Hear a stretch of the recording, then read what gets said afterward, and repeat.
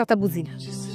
আমি বুঝি যে ঘর জামাই হাত থাকবো কিন্তু জোর থাকবো না, মাথা আছে বুদ্ধি নাই, মুখ থাকবো কিন্তু কোনো শব্দ থাকবো না। এই যে চুপ, একদম চুপ করে এখানে বসে থাকো। আমার কাজ শেষ হলে তারপর তোমার খাওয়ান দেবো। আর শোনো, তুই না ঘর জামাই থাইকা আরেকটা বিয়া করা যায়। হয় আমার তো বুদ্ধি নাই, আমি তো বলো ওই গরুটার আমি একলাগেই ফ্যামিলিতে আইছি। আজকে হে খাইয়ে দেয় মনপন হয়েছে আর আমি দিন দিন হুকাই যাইতেছি। তোরে সিলেক্ট করছি আর কারণ আছে, তোর তো অলরেডি তো 6 মাস, আরো 3 মাস বাড়াই নিলাম, 9 মাসের তুই অন্তঃসত্ত্বা না তো এই পেটটা নামাই দিলাম। শরীরে শক্তি নাই, অবসন্ন, আঁকতে পারতে আছি না, কষ্ট।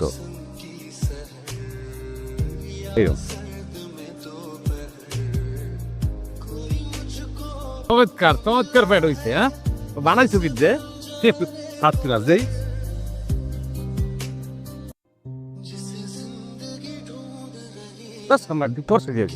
কেন দিল ভাই সুন্দর লাগতেছে না আমারে? অনেক সুন্দর লাগতে আছে কিন্তু কোনো কামে লাগবে না। কেন কেমন লাগবে না কেন? ওটা তুই খালি আমার একটা প্রশ্নের জবাব দে, এই যে বাচ্চা কাচ্চা যে হয় এটা কি বিবাহের পরে হয় না বিবাহের আগে হয়? সিসি দিল ভাই, সেটা তো বিয়ের পরে হয়। বিয়ের পরে তুই যে সাজগোজ দিছ এটা কি কি করছো কি বেটা? কুমকুমের ফোটা মোটা দিয়া টিকলি মিকলি লাগাইয়া লিপস্টিক দিয়ে ওটা তো মনে হয় তোর আজগো পাঁচশোর ঘর আজগো এদিকে তোর সাজগোজটাই অশ্লীল হয়ে গেছে।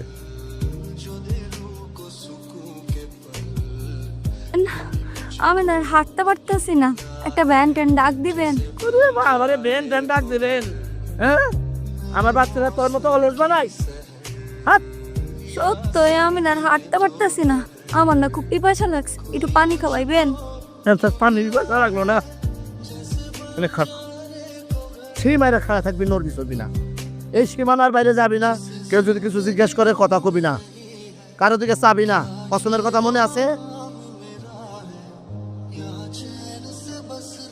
ওই তোরে ফেলাম কি সীমানার বাইরে না দিতে? সীমানা দিয়েছিলাম না, ওই জন্য তো ওখানে খাওয়া থাকবি, এখানে লিখি জন্য।